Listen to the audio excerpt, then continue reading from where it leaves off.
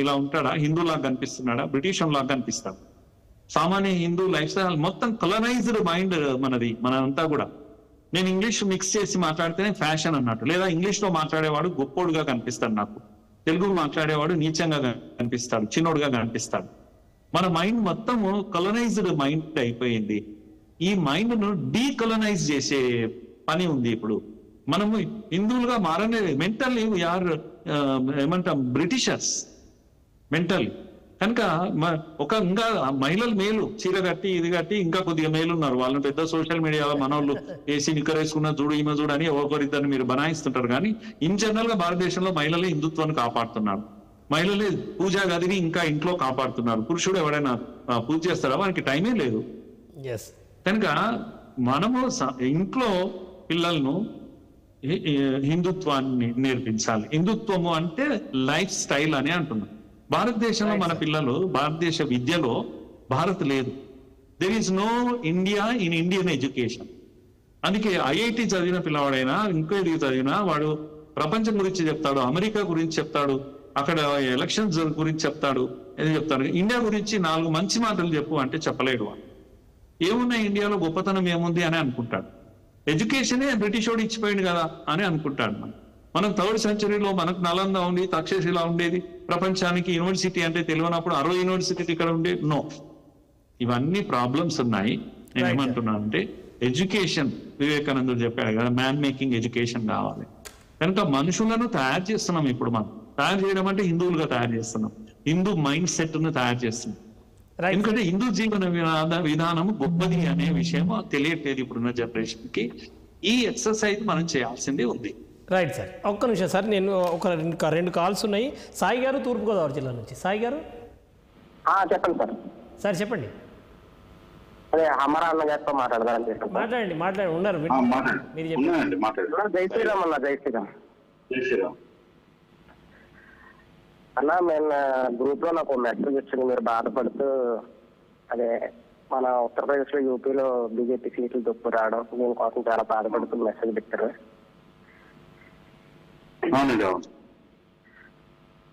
నిజంగా మన హిందువులు అంత దరిద్రులు ఎవ్వరూ లేరని అందరికీ తెలిసేది. ఈ దెబ్బతో ప్రూవ్ అయిపోయింది. మీలాంటి లీడర్లు కూడా చాలా డిస్టర్బెన్స్ అవుతూ గ్రూప్స్ లో మెసేజ్ చాలా మంది పెట్టారు, మన కథ గ్రూప్ లో కానీ నెట్లో కానీ. అయితే మీరు ఈ అదే హిందూ సమాజం కోసం వదిలేసి నేను మళ్ళీ నా బిజినెస్ లో చూసుకుంటానని చాలా బాధపడుతూ చెప్పారు. హలో సార్, నేను ఒకటి చెప్తాను వినండి. చెప్పండి. మన ప్రధానమంత్రి మోదీ గారు ఒక పాట అయితే అందులో మీరు సైనికులు అయితే అవగాహన లేని ప్రజలు హిందూ.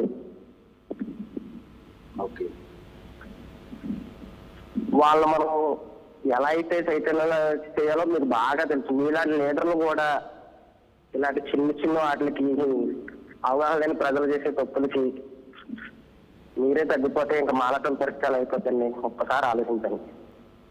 రైట్ సాయి గారు. తప్పకుండా సాయి గారు. రైట్ సార్, మీరు మోదీ సార్ కూడా అదే మోటివేషన్ ఇచ్చారు. ఖచ్చితంగా థింకింగ్ మార్చుకుంటా అండి. మళ్ళీ మున్పట్లాగానే స్టార్ట్ చేద్దాం. అంటే హిందువులను మళ్ళీ మోటివేషన్ ఈసారి తాగుడు కొన్ని మార్గదర్శకాలు ఇచ్చారు, ఆ విధంగా వెళ్దాం. రైట్. ఈ వేదికగా మురళీ సార్ సమక్షంలో అమరప్రసాద్ గారు ఒక స్టేట్మెంట్ చేశారు.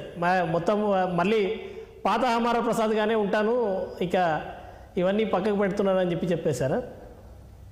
మనందరి ప్రసాద్ గానే ఉంటాడు ప్రసాద్ గారు. రైట్.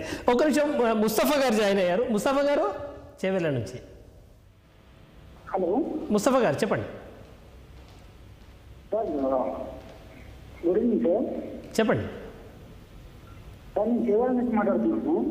చెప్పండి సార్, ప్రసాద్ గారికి ప్రసాద్ గారు సార్, నాకు వచ్చే స్మాల్ క్వశ్చన్ సార్. చెప్పండి. ఇప్పుడు చేవెళ్ళలో కూడా కొండ విశ్వేశ్వర రెడ్డి వాళ్ళని కూడా మేము తెలుసుకున్నామండి ఇక్కడ ఇంతమంది. అర్థం కాలేదు. కుండ విశ్వేశ్వరరెడ్డి గారిని కూడా బీజేపీ నుండి గెలిపించుకున్నాం. గెలిచారు కదా, అవును. అంటే మేము కూడా మేము ఒక మైనారిటీగా ఉండి గెలిపించుకున్నాం ఓట్లేసి. అంటే మైనార్టీ ఓట్లు పనికి వస్తాయా లేకపోతే పనికి రావని అర్థం అంటే చెప్పండి. లేదండి, ఎప్పుడు మా బీజేపీ ఎప్పుడు కూడా ఆ విధంగా అనుకోలేదండి. ఆ విధంగా బీజేపీ కేవలం ఒక హిందువుల కోసం పనిచేయలేదు. దేశంలో ముస్లింస్ కూడా కోసం కూడా దేశం పనిచేసింది. ముస్లింలో ఉన్న స్త్రీల హక్కుల కోసం కూడా ఈ త్రిపుల్ తలాక్ లాంటి ఎన్నో చట్టాలు కూడా తీసుకొచ్చింది. Right, okay okay. మనకు ప్రసాద్ గారు టైం అయిపోవచ్చింది. ఒకటి ఫైనల్గా మీరు ఒకటి చెప్పండి. ఇక మీరు జై సెక్యులరిజం అని అన్నారు, ఏంటి ఇప్పుడు మళ్ళీ? కోపడుతున్నాను సార్, అది నా ప్రాణం పోయినా నేను అది అనండి. నేను ఆ రోజు కోపంలో అన్నా కానీ తర్వాత అది నేను సెక్యులరిజం అన్నా అని చెప్పేసి నేను కూడా రియలైజ్ అయినా. అంటే అంటే పోస్ట్ కాలే కానీ ఆ సెక్యులరిజం ఎందుకు పెట్టానా తర్వాత ఆలోచించాను నేను. కానీ అది ప్రాణం పోయినా నేను అనండి నేను అది. అంటే సార్ ఇంకోటి కూడా ఏంటంటే ఆ పోస్ట్ చూసిన తర్వాత కూడా హిందువుల కొద్దిగా ఆలోచనను రేకెత్తించడం వరకే అంతే తప్పించి సార్ ఇది హిందూ ధర్మం కోసం పోరాడేవాడు ఎప్పుడు కూడా ఏది డ్రాప్ అయిపోడు మధ్యలో ఎప్పటికి కాడు. కాకపోతే ఒక బాధ క్షణంలో బాధ కలిగి ఆ విధంగా అంతే తప్పించి ఇంకేం లేదు.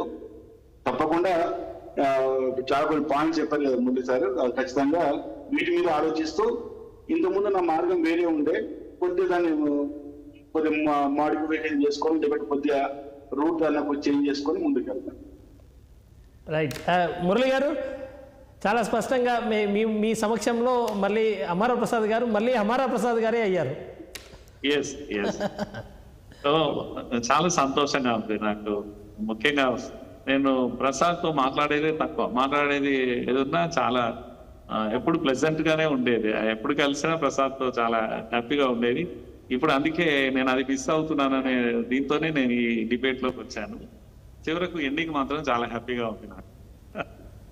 తప్పకుండా రైట్ సార్. సార్ ఫైనల్గా ఒక మాటలో చెప్పాలనుకుంటే మీరు ఏం చెప్తారు? ఒక్క నిమిషం ప్రసాద్ గారు, ఫైనల్గా మీరు ఒక మాటలో చెప్పాలి, ఇక మనం క్లోజ్ చేయాల్సిన సబ్జెక్ట్ ఏం లేదు సార్. ఇంకా